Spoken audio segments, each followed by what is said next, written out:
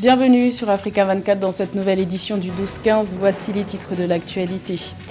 Les coups d'État s'enchaînent en Afrique de l'Ouest. Le putsch du 24 janvier fait du Burkina Faso le troisième pays de la sous-région aux mains des militaires. Alors, comment expliquer ces coups de force militaires? Élément de réponse dans cette édition. Dégel des relations entre le Rwanda et l'Ouganda. Les deux pays ont rouvert le 31 janvier leurs frontières terrestres, fermées depuis février 2019 sur fond de tensions diplomatiques. Et près de 15 millions de personnes auront besoin d'une aide humanitaire dans la région du centre du Sahel en 2022. En proie à de multiples crises, environ 2 milliards de dollars sont nécessaires pour apporter une réponse humanitaire au Mali, au Niger et au Burkina Faso. Mais tout d'abord, jamais les rapports n'auront été aussi tendus entre la France et le Mali. Le gouvernement français a réagi suite à l'annonce de l'expulsion de son ambassadeur du Mali, décidée par les autorités de transition maliennes.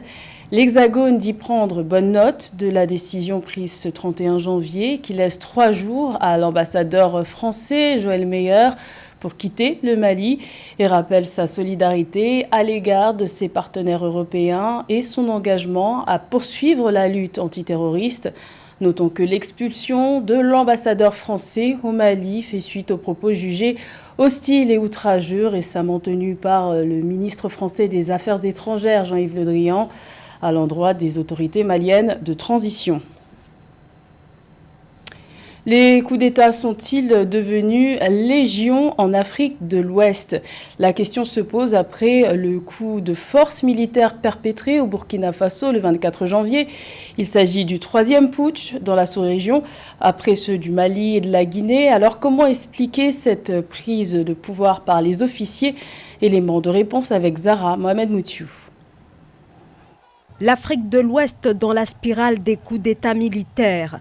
Les coups de force surviennent les uns après les autres dans cette région. Le Mali par 2 fois depuis août 2020, la Guinée en septembre 2021 et enfin le Burkina Faso le 24 janvier dernier. Un phénomène de contagion aux multiples causes. Le coup d'État est toujours une affaire de groupuscules militaires, il ne faut pas l'oublier, qui essaient de se donner des habits de l'intérêt général et de s'appuyer sur les gouvernances dites démocratiques. On a l'habitude d'ailleurs de dire que ce sont les régimes démocratiques qui préparent le terrain au coup d'État, mais non. Moi, je dirais plutôt que ce sont les régimes de simulacre de démocratie, des démocraties de façade qui font cela. Les populations reprochent aux dirigeants de la région, comme au président récemment renversé, Roch-Marc Christian Kaboré, de ne pas avoir réussi à endiguer la crise sécuritaire. Le Sahel est confronté aux violences attribuées à des groupes terroristes affiliés à Al-Qaïda et au groupe État islamique. Et en dépit du soutien militaire et financier international, le chaos s'est emparé de la région. Je parle ici de régimes qui sont des gouvernements de clans, autoritaires, coupés du peuple, qui marchent sur la Constitution, etc. Ce sont des régimes qui finissent par provoquer dans la population un réflexe de défiance, évidemment, voire de rejet de l'État. Mais il faut le dire, le coup d'État ne permettra jamais un gouvernement du peuple par le peuple et pour le peuple, ce qui est le fond de l'idée démocratique. Un retour brutal des coups d'État dans le champ politique. Un phénomène qui, pour certains, illustre aussi le faible effet des sanctions imposées par les organisations sous-régionales. Également dans l'actualité, au Burkina Faso, la junte militaire a décidé ce lundi de rétablir la constitution de 1991, suspendue depuis le coup d'État du 24 janvier. Les institutions ont toutefois été modifiées. Ainsi, le lieutenant-colonel Paul-Henri Sandaogo Damiba s'est proclamé président du Faso, chef de l'État et chef suprême des armées. Il assure la continuité de l'État en attendant la mise en place des organes de la transition. Notons que le rétablissement de la loi fondamentale était l'une des exigences formulées par la CEDEAO le 28 janvier. La CEDEAO qui, comme l'Union africaine, a décidé de suspendre le Burkina Faso de ses instances.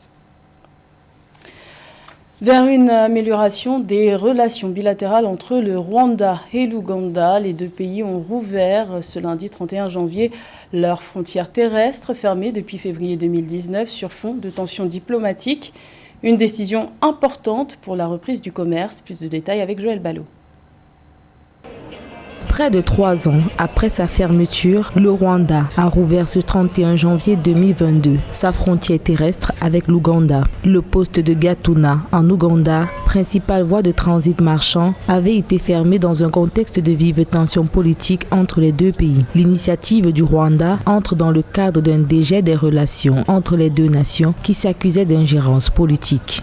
La réouverture de cette frontière constitue une bonne nouvelle dans cette région des Grands Lacs enclavés. La fermeture d'une frontière entre différents pays de cette région peut avoir un effet domino très négatif sur tous les autres pays de la région en ce qui concerne notamment les échanges commerciaux. Donc cette réouverture est une bonne nouvelle pour les commerçants qui vont reprendre les échanges commerciaux entre différents pays. Les deux pays, depuis mi-2019, s'accusaient mutuellement de tentatives de déstabilisation de leurs régimes respectifs par des actes d'espionnage, de violence armée et d'embargo. Ainsi, la réouverture de la frontière terrestre permet de rétablir les relations et de donner un accès aux produits ougandais au marché rwandais. Mais elle constitue aussi une bonne nouvelle sur le plan diplomatique parce que cette région, en proie à différentes tensions, était devenue une espèce de cocotte minute prête à exploser, et cette réouverture augure d'une baisse des tensions à même de favoriser des négociations, la réconciliation entre le peuple et la reprise des échanges économiques, gage de prospérité entre différentes populations de la région. Avec la réouverture de la voie terrestre, les deux pays vont pouvoir relever le transit marchand. Rappelons qu'en 2018, les exportations ougandaises vers le Rwanda représentaient plus de 211 millions de dollars, tandis que les exportations rwandaises vers l'Ouganda étaient de l'ordre de 13 millions de dollars. 15 millions, c'est le nombre de personnes qui auront besoin d'une aide humanitaire en 2022 dans le centre du Sahel et plus précisément au Mali, au Niger et au Burkina Faso, selon le coordinateur des secours d'urgence des Nations Unies. C'est 4 millions de plus qu'il y a un an. Cette situation résulte d'une conjonction de plusieurs crises. 2 millions de dollars seraient nécessaires pour y faire face. Les explications de Amenej.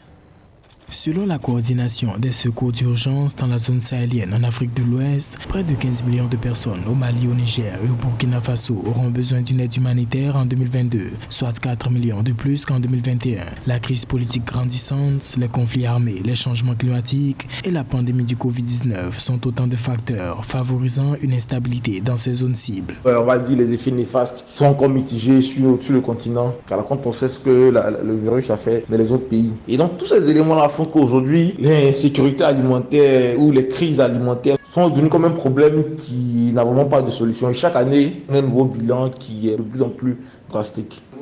Une réponse humanitaire chiffrée à 2 milliards de francs CFA s'impose pour le Mali, le Niger et le Burkina Faso. Appelant les pays concernés à miser sur une forte résilience, Martin Griffiths, secrétaire général, adjoint aux affaires humanitaires et coordonnateur des secours d'urgence, a affirmé avoir débloqué 54,5 millions de dollars en 2021 pour combler le déficit de financement. Mais les attentes sont de plus en plus grandissantes. Une recrudescence d'attaques violentes dans toute la région a entraîné l'année dernière le déplacement de près de 500 000 personnes, sans compter les chiffres du mois de décembre 2021 qui ne sont pas encore connus. Les groupes armés auraient mené plus de 800 attaques meurtrières, entraînant le déracinement de quelques 450 000 personnes dans leur pays et forçant 36 000 autres à fuir dans un pays voisin. À ce jour, les réponses apportées à la crise humanitaire au Sahel à fin 2021 avoisinent les 700 millions de dollars de financement, avec le déploiement de 7 millions de personnes issues d'organisations humanitaires, loin de la moitié des besoins réels. Dans le reste de l'actualité, l'Organisation mondiale de la santé tire la sonnette d'alarme concernant la gestion des déchets médicaux qui constituent un risque pour la santé et l'environnement. L'OMS a appelé ce mardi 1er février à prendre des mesures pour réduire notamment l'utilisation des gants qui s'est accrue avec la pandémie de Covid-19.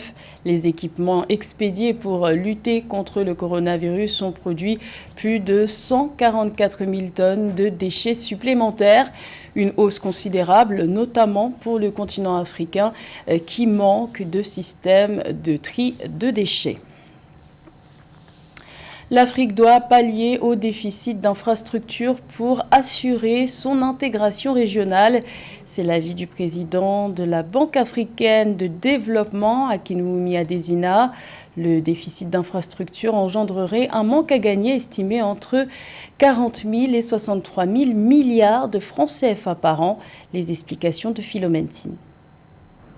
L'Afrique ne peut pas réussir son intégration régionale sans les infrastructures. C'est du moins l'avis du président de la Banque africaine de développement, Akinwumi Adesina. Néanmoins, le manque d'infrastructures est évalué entre 48 000 et 63 000 milliards de francs CFA par an pour le continent, notamment dans les domaines de l'eau, de l'énergie, de l'assainissement, du digital, des infrastructures portuaires et aéroportuaires. Comme le souligne le président de la BAD, les déficits d'infrastructures sont assez importants en Afrique. Lier les villes permettra non seulement de favoriser les échanges, mais aussi de mettre en place des routes qui vont permettre une croissance régionale intégrée. En plus de ça, je pense que nos États doivent vraiment investir dans les infrastructures de manière générale, non seulement le transport, mais aussi les bâtiments publics, les écoles et aussi les infrastructures de santé. Donc je pense qu'en plus de ça, l'État doit aussi investir de manière générale dans le domaine de l'éducation. L'intégration régionale est une priorité essentielle de la stratégie de développement de l'Afrique avec l'avènement de la zone de libre-échange continentale. Ainsi, les infrastructures qui lient un pays à un autre devraient faire bénéficier les économies du continent des opportunités offertes par un large marché régional.